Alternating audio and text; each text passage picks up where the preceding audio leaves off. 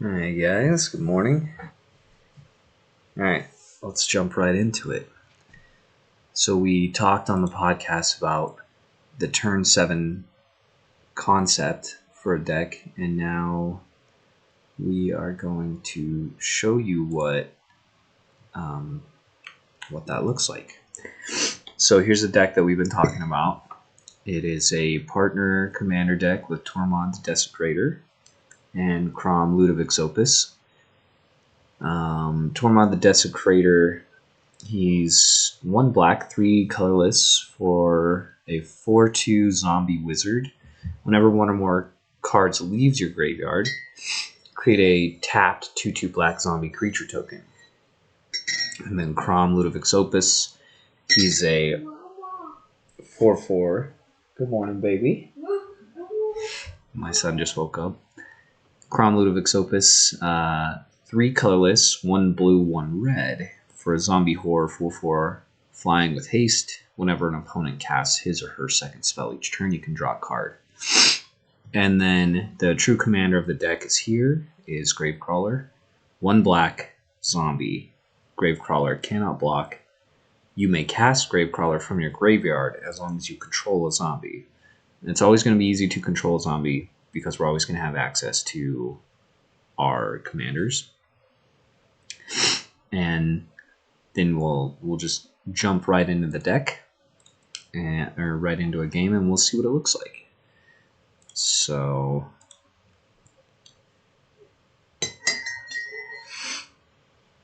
I've been sneezing all morning. I don't know if it's like because of my cats, because I don't really normally have allergies, so I'm not sure. Hopefully I'm not getting sick, but the way things have been going around lately, you never know. So I'm hoping that my face is like right here, and then we can see this portion over here. All right, so let's go ahead and draw 7, and we'll look at the hand. So right out the gate, we got looks to be a pretty decent hand.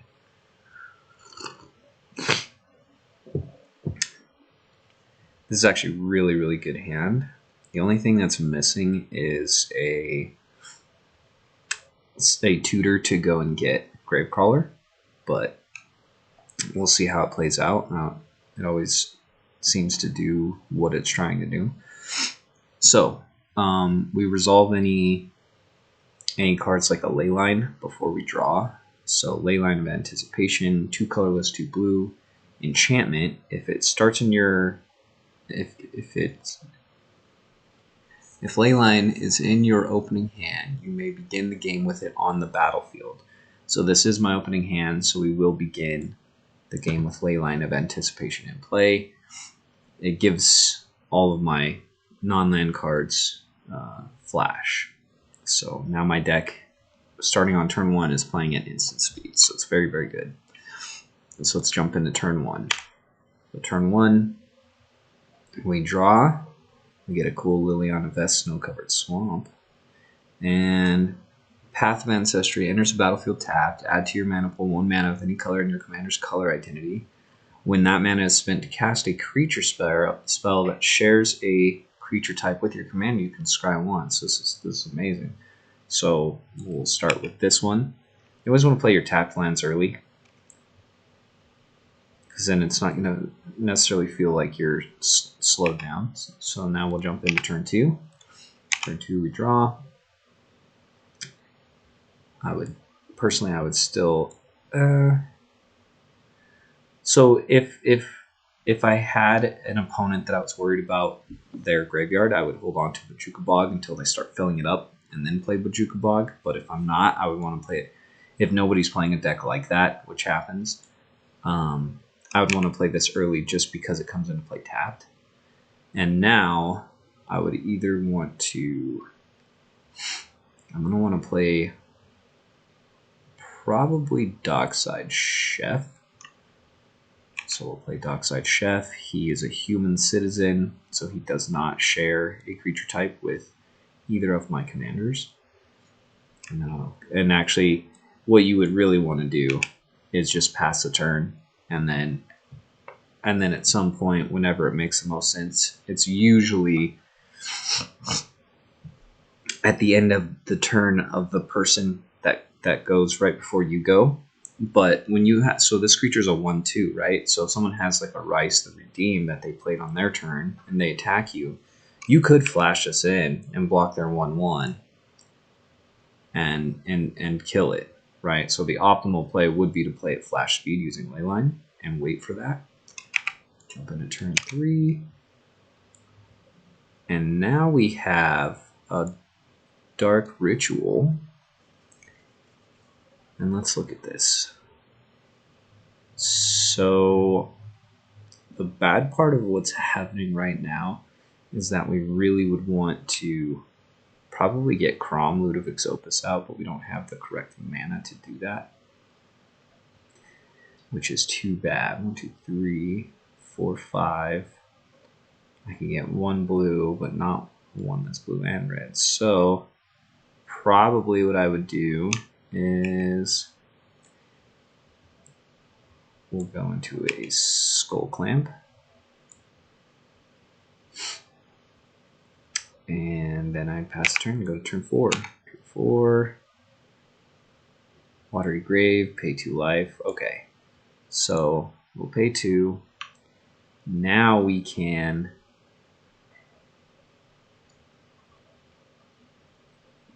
I guess the most optimal play there's a couple different ways that we can play from here. One would be to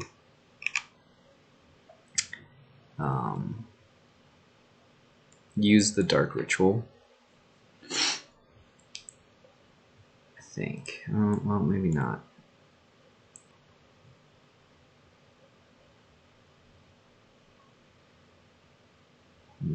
Yeah, let's just do it like this. So 1, 2, 3. Blue and a red to play Crom Ludovic's Opus. Excuse me one second.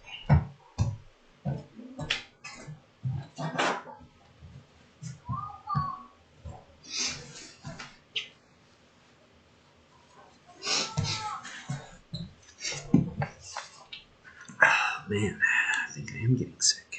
That sucks. And so we had 1, 2, 3, blue and a red for 5 mana for Crom. And then we would move on. And realistically, we probably would only get maybe 1 draw out of him before it comes back to our turn. In which case we would draw again, play a land for the turn. Now, for sure, what we would want to do is get out our Sword of Feast and Famine. And of course, last turn we would have wanted to attack for 4. Now this turn, we could attack for 6. And now, so we would have somebody at 10 commander damage. And I would recommend like just go after one person when you use Crom, just in case the commander damage is relevant. Like treat him kind of like an infector, if you will. Now, when he attacks, he's going to untap all of our lands from the Sword of Feast and Famine. So Sword of Feast and Famine is 3 to play, 2 to equip. Equip creature gets +2/+2. Protection from black and green. So a flying pro black, pro green, almost guaranteed to get through against somebody. And whenever equipped creature deals combat damage to a player, that player discards a card and you untap all lands you control. So now we untap all of our lands. And we have a couple of options here.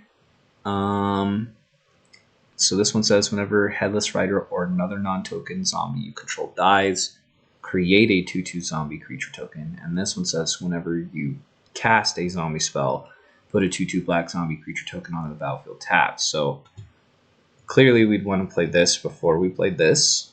And it's 6 mana to do both. So what I would actually recommend to do here is I would tap 2 black to sacrifice an artifact or a creature, and I would have Dockside Chef die. So I would draw 2 cards from Skullclamp and a card from Dockside to refill my hand. And now I would go into Dire Graph Colossus whenever he casts his only spell. Yeah. And now he enters the battlefield with a +1/+1 for each zombie card in my graveyard, which is actually none. And then that would be the turn, right? Then we go to turn 6. On to turn 6. And now we can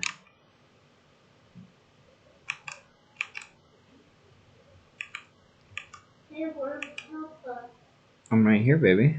Where's Mama? Mom's at work.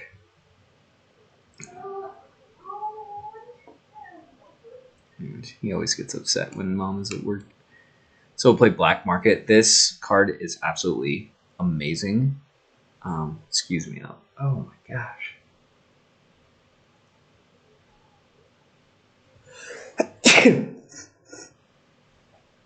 Looking up helps you sneeze. So this says whenever a creature dies, so any creature, put a charge counter on Black Market at the beginning of your pre-combat main phase. So your first main phase, you added black mana to your mana pool for each charge counter on Black Market. Very powerful card. And now we would attack. Put the same player to 16. And now they would die on the next commander damage. But first, it untaps all of our lands. And then we would want to... I mean, sad to say, but I would probably want to... I'd actually probably do this. It's kind of a sad way to have to use this, but I would equip Skullclamp to that to just try and dig again. Draw 2. And then I would go for the Headless Rider. When I cast a zombie creature, I create a zombie. So we'll create a zombie. And it is battlefield tapped. And then we would have got a +1/+1 on this. And now we go into turn 7. We'll see where we're at on turn 7. It's not the greatest, it's not the worst, if we're being honest. It could definitely be better. Oh, I guess let's say we probably would have gotten a draw, maybe 2, let's be optimistic, off of the Crom Ludovic's Opus. And now we're into Pandemonium territory, which is actually pretty good. I'm trying to think how we could... Let's just go for it, right? So we played a mountain, our land for turn. Whenever a creature you control dies, draw a card.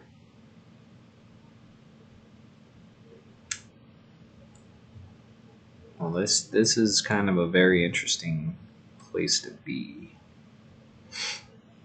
Because, let me look at this. This one has the sacrifice, right? So we'll go 1, 2, 3, 4, 5, and 6. And we'll play Liliana Dread Horde General. And then we'll do 1 mana to equip this to this guy. And then, and again, we're on turn 7. This is turn 7. And now we would go to combat. 1 player would be out of the game. We would, oh my gosh, we would untap our lands. And then I would Ooh, that's a hard choice because we got 1, 2, 3, 4, 5, 6, 7. Oh, and we would have had 1 extra mana last turn, or at the beginning of the upkeep, because I did forget about that. That's fine. And then I think what we would do is we really have 2 really good options here. One is that we play Pandemonium, and one is that we play Grave Pact. One or the other. And I already know Grave Pact is probably like the better choice here. And then at a later point in time, we could go for the... of course I forgot. I don't play this deck enough, but I forgot the Path of Ancestry, which actually would have been very helpful this game. I go here, and then 3 more mana that I can't really do anything with. So what I would do here is I would -4 Liliana Dreadhorde. Each player sacrifices 2 creatures, and I would have this die, and I would have that die. So a lot of things happen when those die. So everybody else, so I would kill 6. Well, actually, so everybody would, all my opponents would sacrifice 2 creatures each, 2, 2, 2, and then because I killed 2 creatures and Grave Pact is on the board, everybody would sacrifice another 2. So all my opponents would sacrifice 4 creatures, and I would only sacrifice what I sacrificed, which was 2. So everybody loses 4 each, and I lose 2. And what happens from there is I'll get a black market counter for each creature that died. So that's 4, 8, 12, 14.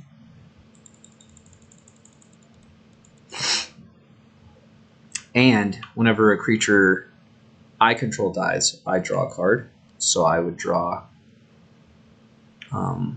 2 cards.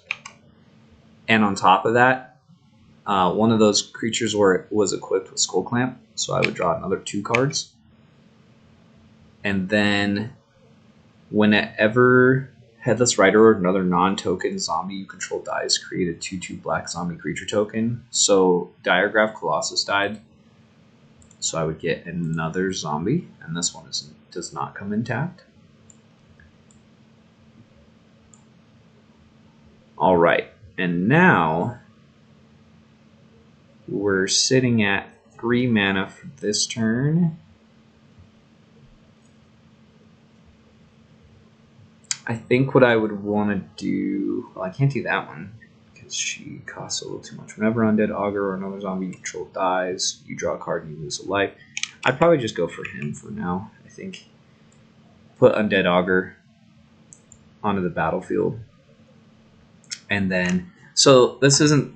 To be honest, this isn't the greatest turn 7, but it's not a terrible turn 7. I think this time around... you could, like, you probably crippled the table pretty good. And if everyone is kind of playing a deck around the same power level, turn 7 deck preferably, then there's been a lot of interaction. I'm probably not at this point, to be honest. Like, they probably had, may have decided to deal with the Crom and the Sword of Feast and Famine. But I got 3 other opponents, right? And they're also doing things that people are trying to deal with. So maybe I get to this point and maybe I don't. But what's nice is now going into the next turn, if I did get to this point, let's pretend for one more turn. Let's see if we can't do like game-winning things on this turn here. And I almost guarantee it's going to be game-winning things. So because 14 and again, like in a real game, this number's probably higher, but we're just going to go with what it was now, which is 14, right? So at the beginning of my first main phase, I have 14 black mana to play with. Also have I suppose I would just do a Xander's Lounge, to be honest, just to get a little bit more color correcting. So let's look at it. As Vanquisher's Banner enters the battlefield, choose creature type. Creatures of that type get +1/+1. Whenever you cast a creature spell of the chosen type, draw a card. It's pretty good. But I think I'm probably good on the draw stuff. So what I would want to do, I think, actually, probably tap my mana like that. And I would get I would get Pandemonium. And I would get, oh, I'm sorry. What am I doing with my life? 1 red, Pandemonium, and then we'll just track how many we use. 1, 2, 3. So 4 mana for Pandemonium. And then 1, 2, 3, 4 mana for Violent Tumor.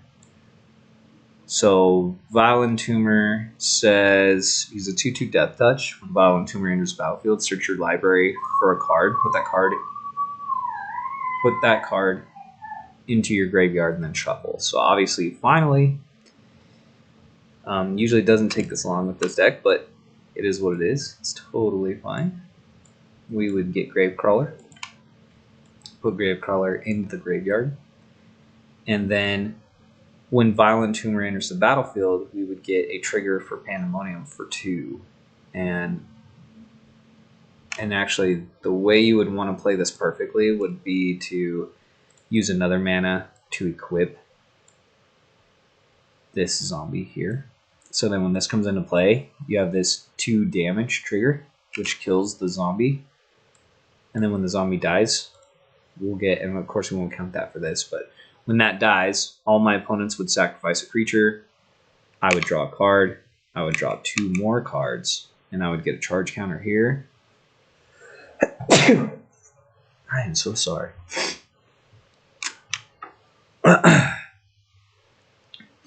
And now we're really digging. And so now I would want to go 1, 2, 3, 4 to bring out Tormod the Desecrator.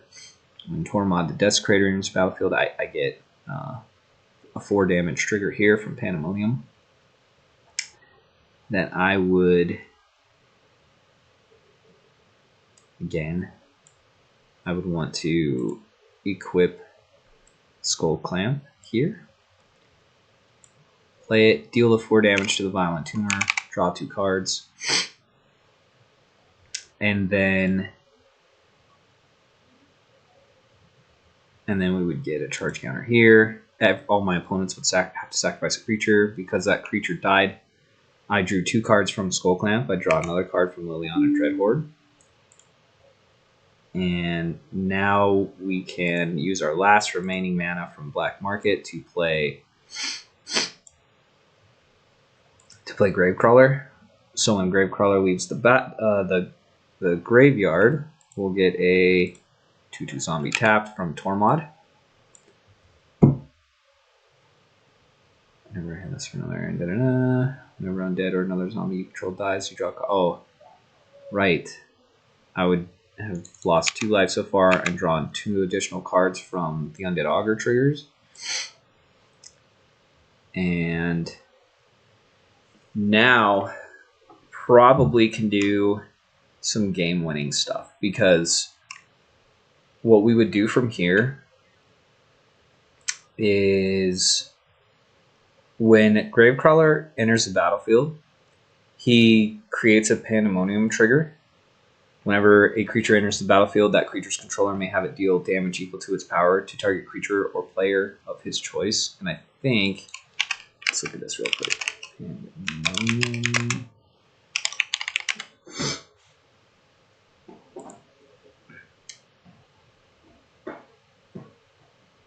So they change this to any target of their choice. So any target. So the errata is Pandemonium. Creature's controller may Whenever a creature enters the battlefield, that creature's controller may have it deal damage equal to its power to any target of their choice. So he comes into play, and then the Pandemonium trigger stacks on top, and then we can do it to kill the Gravecrawler. So then Gravecrawler dies. All my opponents have to sacrifice a creature, so we're going to be able to clear the board. People hate this. I get it. Like, for me, Grave Pact and Dictate of Erebos were put in the deck as board wipes. Like, instead of putting in like which I do have Damnation, but instead of putting in more effects like that, like Decree of Pain or Toxic Deluge or anything like that, I just put in Grave Pact. It forces my meta to have to run enchantment removal. I really like to have a couple powerful enchantments in every single deck that I play to force that, because one of two things are going to happen. Either one, I'm going to have a crazy and powerful enchantment that they don't have anything to deal with that, and that's going to give me a huge edge to win, or they have to slow down their deck by running something that's going to deal with that enchantment, that's going to deal with enchantments, and they have to. They have to do that. Because if you're running things like, if you run something like a Grave Pact, and you'll see some other really cool enchantments. I mean, there's Defense of the Heart, Lurking Predators. I don't run Omniscience, but that's another one that you probably want to destroy. But things like that, like enchantments are insane. Enchantments are really, really insane. And when you understand like the game of Magic, there's like the unsaid gentleman's agreement to not run mass land destruction. So you're pretty. That's why people kind of. It's almost like bad manners in a way to play like a ton of like Kodama's Reach and that kind of stuff, because you're just getting extra ramp and lands, and it's typically stuff that people are not going to destroy. It's not bad manners, it's just you're taking advantage of this gentleman's agreement for people not to destroy your stuff. So instead of getting a bunch of mana rocks, you're getting a bunch of lands, which is kind of the same thing, except that they're immune to being destroyed in a way, right? So people don't really run a lot of land destruction, and people typically don't run a lot of enchantment destruction. But the things that they do run a lot of is killing creatures and killing artifacts, and killing mass artifacts like Vandal Blast type stuff. Those are kind of the main ones. So you should take advantage of that and run powerful enchantments, right? But just to finish up this first one, so basically what's going to happen every time is, so Gravecrawler dies, and so when he dies, I get a 2/2 black zombie that does not come in tapped. And then when he dies, I draw a card. I draw another card and lose a life. And my opponents all sacrifice a creature, so technically it would be like that if they still had creatures. So my creature, that creature, that creature, that creature. So I would get 4 counters onto Black Market. And then I think that's all of the death triggers. And then I would cast him again. He comes back. So at this point, because we're drawing into things that's going to make this more dangerous. So one of the things we could do here is Goblin Bombardment. This has also been errated to any target. So now when I play, I can't remember. Oh, so this is the one that I tapped for Gravecrawler. So now when Gravecrawler enters the battlefield, I am getting another one of these zombies, right? I'm getting a Pandemonium trigger, so now I'll just deal 2 damage to something. And then let's see if anything else happens. So we deal the 2 damage, and then we could equip Skull Clamp to Gravecrawler, and then we could sacrifice Gravecrawler for Goblin Bombardment to deal 1 damage from Goblin Bombardment. And then we would draw a card, draw 2 more cards. We'd get another Grave Pact. So, and this, let's just pretend like this is where this is at. It's like there's been like 10 creatures that have had to been sacrificed from the Grave Pact thing, right? And then because a zombie died, we would get another zombie, and then I think the last thing I might want to do, I don't think I have the mana for it. That would have been really fun. Would be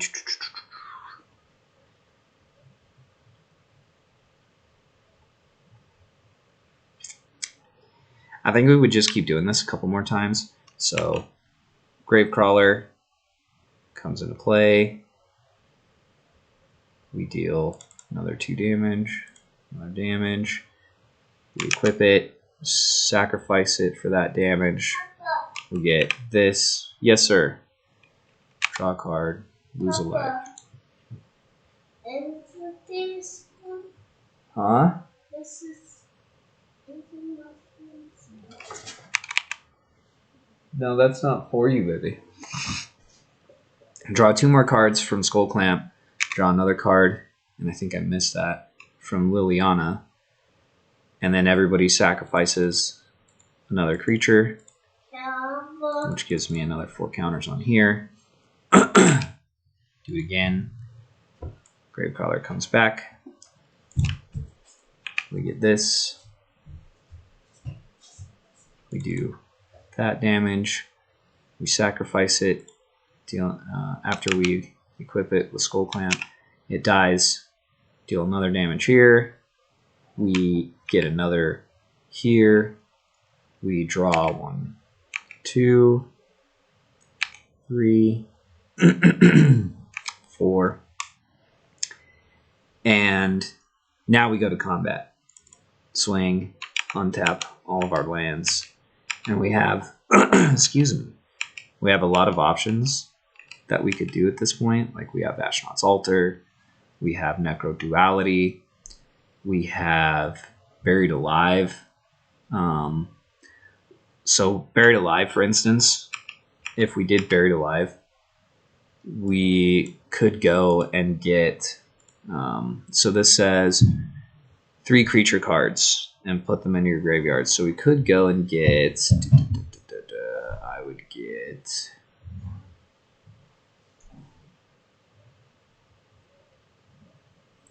I wish that was a creature card. I'd put that in. That'd be awesome. You definitely always want to get Poxwalkers for 1. Poxwalkers is like an automatic that we want to throw in the graveyard. So he's a 3/1 Death Touch. Whenever you cast a spell from anywhere other than your hand, return Poxwalkers from the graveyard to the battlefield tapped. So now what happens is, if we have this in the graveyard, every time that we cast Gravecrawler, we also get Poxwalkers. So, I mean, let's see. Let's see if there's another thing that we could. You have upkeep each opponent. Exile creature card when Scarab God dies. Whenever another zombie control dies, beginning of your upkeep. So I'm trying to see like something I could put in the graveyard that I could get stuff back, but I don't think I can.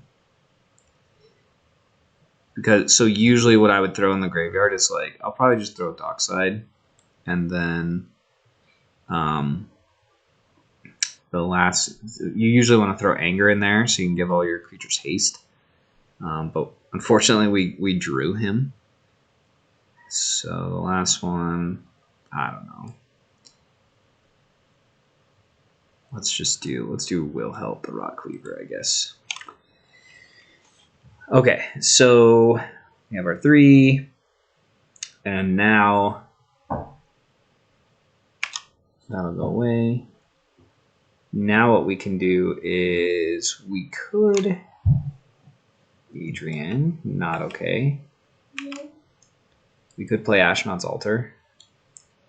And then when we play our... Actually, so then we could do 1 blue and sacrifice 2 zombies to deal... Oh, and man, I am really messing this up today. Holy cow. So it's 2 damage from those, but every time that one of these zombies came into play, it would have been 1, 2, 3, 4, 5, 6, 7, 8. So we've dealt about 19 damage so far. No, 10. And now we put 4 colorless mana from sacrificing 2 onto the Ashnod's Altar. Whenever another zombie you control dies, you lose a life. You draw a card, so we draw 2 more cards. We get an Entomb, which is actually really good, because with Entomb, what we could do... And I don't think I've used my mana yet for... Maybe I did. Oh, I did tap Bojuka Bog, but I only needed to tap Watery Grave for 1 blue.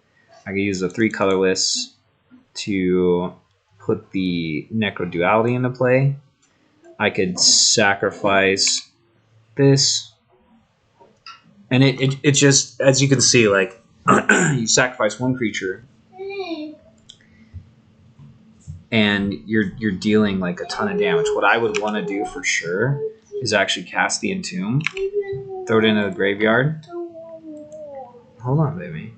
Throw that in the graveyard to go and get, because the Entomb is search your library for any card. Put that card into your graveyard. So what I would get is Dread Return. So Dread Return would go into my graveyard. And then, Adrian, please stop. Thank you. And now what we have is the ability to sacrifice 3 creatures. So we could go...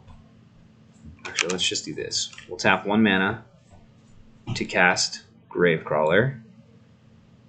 And when Gravecrawler comes back, we also will return Poxwalkers for free. So now we have 5 more damage that we can assign. Plus we get 2 more Tormods because 2 cards left our graveyard. So we get another 4 damage that we can assign. And now we could sacrifice 3 of those. Do 3 to deal another 3 damage. Draw another 3 cards. Actually, it's going to be 6 cards. And you can see, like, so I heard you, baby. So now we flash back Dread Return. No, you can't have candy, baby. To get Wilhelt the Rock Cleaver. Adrian, I am almost done. Please. So Wilhelt comes in. That's another 3 damage that we get to assign. And now anytime that we anytime a zombie dies, if it doesn't have Decayed, then you create a zombie with Decayed. So I've just doubled all of my damage. So essentially, like, I'm definitely going to have enough damage to kill the rest of my opponents unless they, like, gained a ton of life. Because, so this left, I get to, and what you can do, like, if this Undead Augur thing is getting out of hand, right, I'll sacrifice a zombie. Hold on, baby. So, and you also got, when you play these, you also get Necroduality, so you get 2 of them. So that's another 5 damage. The other thing we can do is we could sacrifice 2 zombies to add 4 more to Ashnod's to then play our Vanquishers our Vanquisher's banner. So creatures you control of the chosen type get +1/+1. It's going to be zombie. Whenever you cast a creature of the chosen type, draw a card. So now, when we sacrifice a Poxwalker to deal a damage, draw.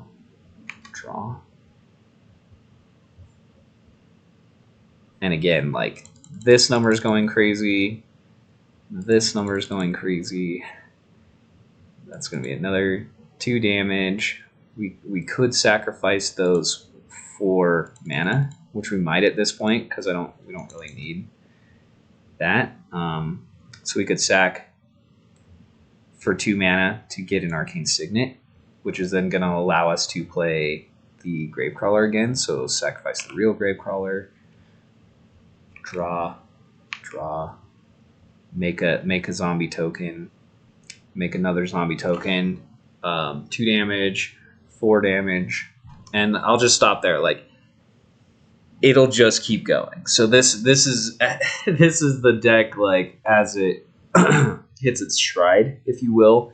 But so it does crazy things, right? It gets to a point where it just gets insane. But like, it's so hard to even keep up with all the things that are happening. So like, every time like you cast Gravecrawler, you have to look at every single card and be like, what got a trigger from this, right? This, that. And then when it dies, you have to look and see what it got a trigger from. This. Oh, when I played it, this. When it dies, this. Potentially this. When it died, this. When it died, this. Right? So on and so forth. So the deck gets absolutely insane. But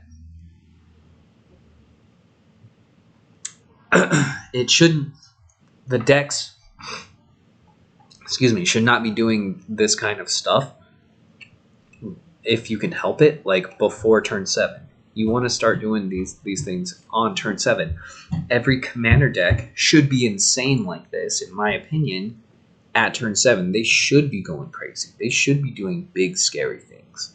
That's what makes the decks, that's what makes turn 7 and commander so much fun, is because every game is not going to play like this game played.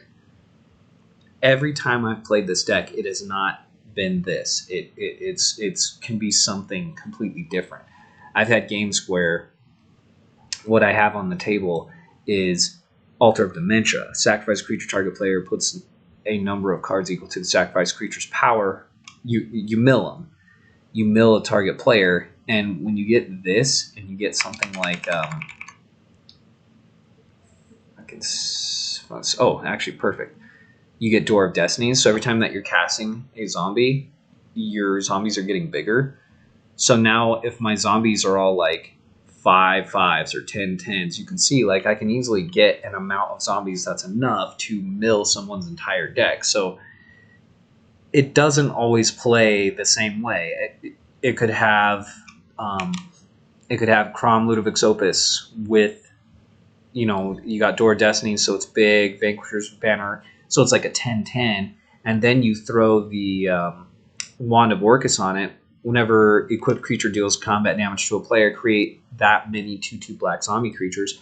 Well, now when I swing on somebody with Crom Ludovic's Opus, I'm creating 10 2/2 zombie tokens that I can then use for fodder, that I can then use for all of these crazy sacrifice aristocrats type things. And again, the big like kind of game ender, it would be will help in this case, because every time that a zombie dies, so when my Poxwalker died, I bring back a zombie. I wonder if it has. I bring back a zombie with Decayed. So if I have the banner in play, it comes in as a 3/3. So then I get to deal another 3 damage, and then when I sacrifice it, I could deal. So it's 4 per, right? But if I even just at this point, like even just being able to play Gravecrawler one more time, look what happens. So we would sacrifice the Poxwalker, we would get a Decayed zombie, And then when we play Gravecrawler, we would also get Poxwalker back. And when the Poxwalker and the Gravecrawler died, we got, sorry, let me move this. We got a zombie token. We got a zombie token for this. And then when we played these from the graveyard, we got 2 more zombie tokens from the Tormod. And these are all 3/3s, so 3, 6, 9, 12 damage. And then here we got 15, 18 damage. And then when these come into play, we got 4, 22, 25 damage. And when these come into play, we get the Necro Duality. So we actually make 2 of them. So 1 mana turns into like 40 damage or more because even when we sacrifice these, they come back as decayed. Sacrifice these, they come back as decayed. Sacrifice these, they come back as decayed. So that's why will health is crazy, because you can do that with, you can sacrifice this one, this one, this one, this one, this one, and you'll get all of these, and it's all going to be a ton of Pandemonium damage. I love Pandemonium. Pandemonium is so much fun because it gives it to everybody. But like always with any card, you're building your deck to benefit the most from that particular card, even though other people are going to benefit from that card as well. But like when you're playing a zombie deck, even if they're targeting you with your own Pandemonium, like it's not that big a deal typically, because creatures dying is kind of a good thing for you. So we kind of went into a turn 8, but you got to see like it's build up. Like what you didn't see in this deck is a Soul Ring. You didn't see a Mana Crypt, and there's nothing wrong. There's nothing wrong with those cards. Those no particular card makes a deck competitive by itself. But I would say I don't really want to get into the whole competitive deck thing. A competitive deck is just like winning as fast as humanly possible. So all it is the 0 cost spells or the 1 cost spells, the cheapest tutors, the 2 card combos, and then like things to protect that combo. That's competitive in my eyes. And there's nothing wrong with it. If that's your cup of tea, then cheers. But if you want to be casual and you want a template for casual, I believe for the most part you can make any commander a turn 7 commander where they will, if we're all playing at the same pace, then we're all on even grounds to have a chance at winning the game. And the games are going to go long, so we're going to see a lot of interesting and fun things that can happen, right? I mean, the game of Magic has, I said it before, I'll say it again, has over 27,000 cards in it. If I have 100 cards, she has 100 cards, he has 100 cards, and he has 100 cards. There's 400 cards at this table. How many different combinations can those cards create at a Magic table? It's insane. It's I'm not a mathematician, but I want to say it's like billion or billions. I don't know. It's a ton. It's so many different interactions that can happen with that amount of cards, and that's what makes the game so amazing.